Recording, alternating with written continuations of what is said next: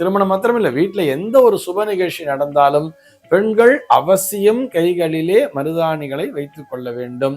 இது சுப நிகழ்ச்சி நடந்தா மட்டும்தான் வச்சுக்கணுங்கிறது இல்லை. இது பொதுவாக பார்க்கும் பொழுது பெண்களுடைய உடலுக்கு குளிர்ச்சியை தருகிறது அப்படிங்கிறத ஒரு விஷயம் எல்லாருமே சொல்லுவா.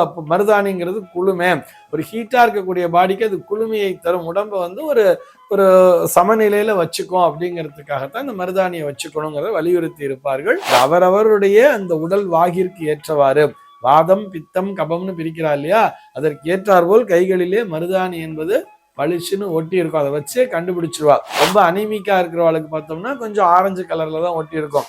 ஆரோக்கியமாக இருக்கக்கூடியவர்களுக்கு பார்த்தோம்னா நல்ல செக்கச்சவேல்னு ஒட்டி இருக்கும். செக்கச்சவேல்னு ஒட்டி இருந்தாலே இவர் நல்ல ஆரோக்கியமாக இருக்கிறார்கள் அப்படிங்கிறதான் புரிச்சு வச்சிருப்பா. கொஞ்சம் கருமையாயிண்டே போறது அப்படின்னு சொன்னா இவருக்கு உடம்பிலே பித்தம் என்பது அதிகமாக இருக்கிறதுங்கிற மாதிரிலாம் பிரிச்சிருப்பா. அசோக மரங்கள்லாம் என்னன்னு சொன்னா அது இந்த மருதாணி தான். அம்மா சீதை கவலைப்படாதே, உன்னுடைய கணவர் கண்டிப்பாக வந்துடுவார் சொல்லிட்டு தினந்தோறும் சீதைக்கு அந்த துக்கத்தின் மிகுதியால் கஷ்டப்படும் பொழுதெல்லாம் இந்த அசோக மரங்கள் தான் ஆறுதல் சொல்லிக்கொண்டே இருக்கும். இந்த மருதாணி செடிகள் எந்தெந்த பெண்கள்லாம் உங்களை தங்களுடைய கரங்களிலே இட்டுக் கொள்கிறார்களோ அவர்களுடைய சோகமானது முற்றிலும் காணாமல் போகும், அவர்களுடைய வாழ்விலே என்றென்றும் மகிழ்ச்சியானது நிறைந்திருக்கும்னு சொல்லிட்டு சீதா பிராட்டி அந்த மருதாணி செடிகளுக்கு வரம் கொடுத்தாலாம். இன்னைக்கு நம்ம என்ன பார்க்க போறோம் சொல்லி பார்த்தா, திருமணம் முதலான சுப நிகழ்ச்சிகளில் பெண்கள் கைகளில் மருதாணி பூசுவதை ஒரு வழக்கமாக கொண்டிருக்கிறார்களே, இதற்கு ஆன்மீக ரீதியாக ஏதேனும் காரணம் உண்டா என்பதுதான் அந்த கேள்வி. அதற்கான விடையைத்தான் பார்க்க போகிறோம். அதாவது திருமணம் முதலான நிகழ்வுகளில் பெண்கள் அவசியம் மருதாணிகளை பூசிக்கொள்ள வேண்டும். மருதாணி வச்சுக்கணும்னு சொல்லுவா தெரியுமா? வீட்டுல ஒரு சுப நிகழ்ச்சி அப்படின்னு சொன்னாலே, திருமணம் மாத்திரமில்லை, வீட்டுல எந்த ஒரு சுப நிகழ்ச்சி நடந்தாலும் பெண்கள் அவசியம் கைகளிலே மருதாணிகளை வைத்துக் கொள்ள வேண்டும். இது சுப நிகழ்ச்சி நடந்தா மட்டும்தான் வச்சுக்கணுங்கிறது இல்லை. பொதுவாகவே பெண்கள் கைகளிலே அப்பப்போ மருதாணி வச்சுட்டே தான் இருக்கணும். மந்த்லி ஒன்ஸ் வச்சுக்கிறதுங்கிறது நல்லது. ஏன்னா அது ஒரு மாசம் வரைக்கும் அந்த மருதாணிங்கிறது கையில ஒட்டி இருக்கலாம்.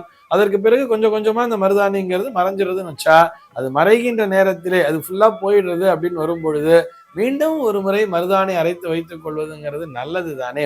இது பொதுவாக பார்க்கும் பொழுது பெண்களுடைய உடலுக்கு குளிர்ச்சியை தருகிறது அப்படிங்கிறத ஒரு விஷயம் எல்லாருமே சொல்லுவா. மருதாணிங்கிறது குளுமை, ஒரு ஹீட்டா இருக்கக்கூடிய பாடிக்கு அது குளுமையை தரும், உடம்பை ஒரு ஒரு சமநிலையில வச்சுக்கும் அப்படிங்கிறதுக்காகத்தான் இந்த மருதாணியை வச்சுக்கணுங்கிறத வலியுறுத்தி இருப்பார்கள். அந்த நாள்ல பார்த்தோம்னா எல்லோருடைய வீடுகளிலுமே பின்னாடி பார்த்தோம்னா மருதாணி செடிங்கிறது எல்லார் வீட்லேயுமே இருந்துட்டு தான் இருந்தது. காலப்போக்கில் கொஞ்சம் கொஞ்சமாக தான் இந்த மருதாணி வச்சுக்கிறதுங்கிற பழக்கமானது குறைந்திருக்கிறது. ஏன்னு சொன்னால் அந்த மருதாணி வச்சுக்கும் பொழுது அது அப்படியே கையை அசையாமல் வச்சுக்கணும். பக்கத்தில் மேலே எது மேலேயும் பூசிக்க கூடாது. ராத்திரியில் தூங்கும்போது பார்த்தா பின்னாடி 2 பலகையை வச்சு அந்த பலகை மேலே கையை வச்சுக்கிட்டே தூங்குவா. ரொம்ப கஷ்டமாக இருக்கும். ஆனால் மறுநாள் காலையில் எழுந்திரிச்சு அந்த மருதாணி, அந்த காஞ்சி போன மருதாணிலாம் பிச்சு போட்டுட்டு அந்த கையெலம்பி பார்க்கும் பொழுது ஒரு அற்புதமான ஒரு சந்தோஷம். எல்லோருடைய முகத்திலுமே ஆனந்தமா இருப்பா. பார்த்தெல்லாம் ஒருத்தர் கையை கொண்டு வந்து காமிச்சுப்பா.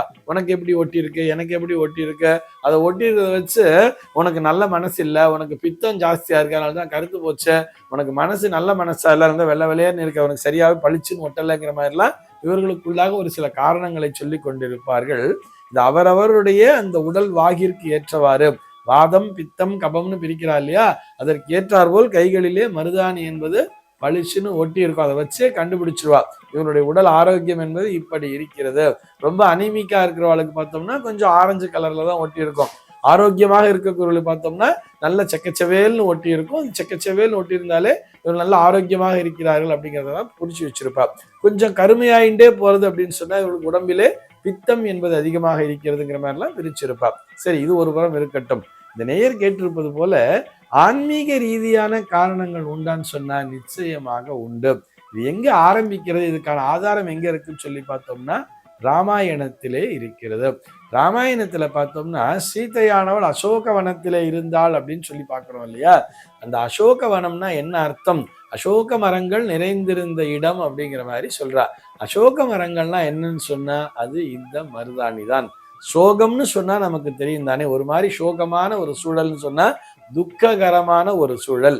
அந்த துக்கத்தினை போக்க வல்லதுதான் அசோகம். அசோகம் துக்கமின்மை அப்படின்னு எடுத்துக்கலாம். அந்த துக்கமின்மையை தரக்கூடியதுன்னா மகிழ்ச்சியை தரக்கூடியதுதான் இந்த மருதாணி. இந்த மருதாணிக்குத்தான் அசோக மரம் என்று பெயர். நம்ம இன்னைக்கு பார்க்குற அசோகா மரம் சொல்லி ரொம்ப உயரமா ஒன்று வளர்ந்துட்டு இருக்கு, அதுதான் அசோகா மரங்கிற மாதிரி சொல்லிட்டு இருப்பா. ஆனால் நம்முடைய இந்த புராணோக்தமான அந்த புராணத்தின் அடிப்படையிலே பார்க்கும் பொழுது இந்த மருதாணி செடியைத்தான் அசோக மரம் என்று அழைக்கிறார்கள். சோகத்தினை போக்க வல்லதுன்னு சொல்றார். ஏன்னா சீதை முழுக்க முழுக்க சோகத்தோட தானே அமர்ந்திருப்பாங்க. போய் அந்த ஏன்னா ராவணன் கொண்டு வந்துட்டான், சிறை வச்சுட்டான், கணவனுக்கு இவன் எங்க போனான்னே தெரியாது, என்ன ஆனான்னே தெரியாது, கணவனுடைய நிலை என்னவோ என்னுடைய நிலை இப்படி இருப்பதை அவர் அறிவாரோ மாட்டாரோங்கிற மாதிரி எவ்வளவு ஒரு சோகமான ஒரு சூழல். அப்ப நித்தியம் சோகமாக உட்கார்ந்து இருக்கும் பொழுது இந்த மருதாணி செடிகள் தான் சீதைக்கு ஆறுதலை சொல்லுமாம். அம்மா சீதை கவலைப்படாதே, உன்னுடைய கணவர் கண்டிப்பாக வந்துடுவார் சொல்லிட்டு தினந்தோறும் சீதைக்கு அந்த துக்கத்தின் மிகுதியால் கஷ்டப்படும் பொழுதெல்லாம் இந்த அசோக மரங்கள் தான் ஆறுதல் சொல்லிக்கொண்டே இருக்கும். இந்த மருதாணி செடிகள் அவைகளுக்கு நன்றி செலுத்துகின்ற விதமாக சீதையானவள் அந்த மருதாணி செடிகளுக்கு வரம் கொடுத்தாளாம். நீங்கள் என்னுடைய துன்பத்தை போக்கியது போலவே, என்னுடைய துக்கத்தை போக்கியது போலவே நீங்கள், அதாவது பெண்களால் உங்களுடைய கரங்களிலே இட்டுக் கொள்ளப்படுவீர்கள். அந்த மாதிரி எந்தெந்த பெண்கள்லாம் உங்களை தங்களுடைய கரங்களிலே இட்டுக் கொள்கிறார்களோ அவர்களுடைய சோகமானது முற்றிலும் காணாமல் போகும், அவர்களுடைய வாழ்விலே என்றென்றும் மகிழ்ச்சியானது நிறைந்திருக்கும்னு சொல்லிட்டு சீதா பிராட்டி அந்த மருதாணி செடிகளுக்கு வரம் கொடுத்தாலாம். அதை முன்னிட்டுத்தான் நாம் நம்முடைய பெண்களும் நம்முடைய இல்லத்து பெண்களும் இந்த மருதாணியை அரைத்து தங்களுடைய கரங்களிலே வைத்துக் கொள்கிறார்கள். அதன் மூலமாக அவர்களுடைய சோகங்கள் எல்லாம் காணாமல் போய் அவர்களுடைய மனமானது மகிழ்ச்சியால் நிறைந்திருக்கிறது. இதை நினைவூட்டுகின்ற விதமாகத்தான் அசோகாஷ்டமி அப்படிங்கிற ஒரு நாளே கொண்டாடுவார்கள் வட இந்தியாவிலே. அசோகாஷ்டமி அப்படின்னு சொல்லிட்டு ஸ்ரீராம நவமிக்கு முதல் நாள் அந்த அசோகாஷ்டமி அப்படிங்கிறத வச்சிருப்பார். அந்த அசோகாஷ்டமி திருநாளிலே இந்த மருதாணி செடிகளையும் வலம் வந்து வணங்குவார்கள் பெண்கள் அப்படிங்கிறதுக்காக சொல்றோம். எப்படி துளசி செடியை வணங்குகிறோமோ அதே மாதிரி அசோகாஷ்டமி திருநாளிலே இந்த மருதாணி செடிகளை வலம் வந்து பெண்கள் வணங்குவார்கள் தங்களுடைய மன மகிழ்ச்சிக்காக. ஆக மருதாணியை இட்டுக் கொள்வது அப்படிங்கிறது மன மகிழ்ச்சிக்காக. இதற்கான காரணம் சொல்லி பார்த்தோம்னா அது சீதா பிராட்டியினுடைய துக்கத்தை போக்கியதால் தான் அப்படிங்கிறதையும் எடுத்துக்கலாம். சர்வே ஜனாஹ சுகினோ பவந்து.